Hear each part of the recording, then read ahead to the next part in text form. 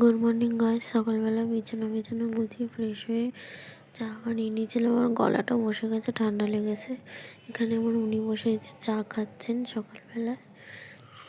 উনি বেরোনোর পরে আমি আমার কালাগাড়ি দেখাচ্ছিলাম। কালাগাড়ি দেখানোর পর আমি চান করতে চলে গেলাম। স্নান করে এসে সকালে জামা প্যান্ট কেচেছিলাম, সেগুলো তুলে এনে পুজো দিতে বসলাম। পুজো টুজো দেওয়া হয়ে যাওয়ার পরে সেই জামা প্যান্টগুলো গুছিয়ে নিয়েছিলাম।